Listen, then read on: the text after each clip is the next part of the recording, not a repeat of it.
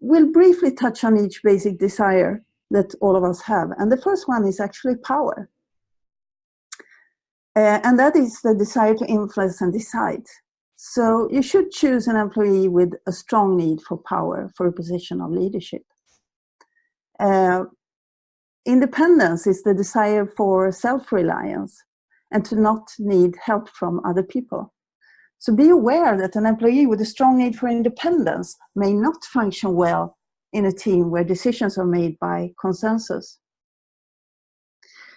The third one is curiosity, the desire for knowledge and thinking. Don't expect an employee with a weak need for curiosity to do well in a role that requires a lot of analytical thinking.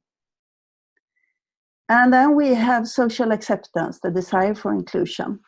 For these people, it's important to provide gentle feedback to employees who have a strong need for acceptance and constantly praise his or her effort. Order, the desire for organization. Be aware that an employee with a weak need for order will not enjoy assignments that require attention to detail. And then we have saving, the desire to collect things. Be aware that an employee with a strong need for saving may need incentives to get rid of unnecessary items, such as outdated paperwork, because they want to hold on to things.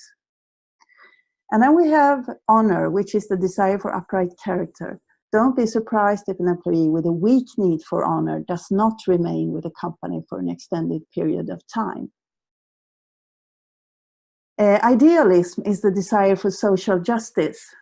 And you could assign an employee with a strong need for idealism to a role that involves planning charitable activities for the company, for example. And then we have social contact. That's essentially extrovert people.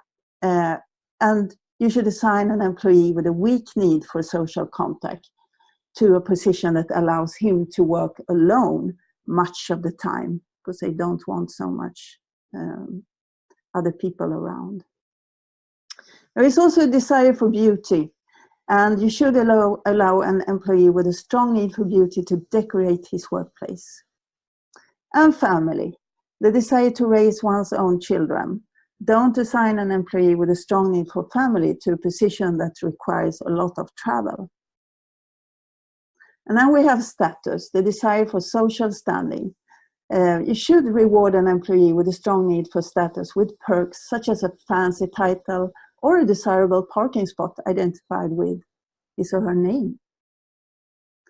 And vengeance or winning. This is actually the same need. They were correlated to a very large degree, so they are the same need. It's the desire to win and get even. So you should provide an employee with a strong need for vengeance with socially appropriate opportunities to compete and win. Eating, the desire to consume food. Offer attractive food choices in the company cafeteria, which will delight the employees with a strong need for eating. And physical activity, the desire to exercise our muscles.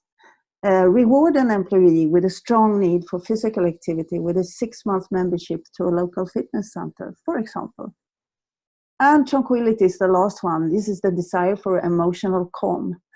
You should not assign an employee with a strong need for tranquility to a role that requires risk-taking.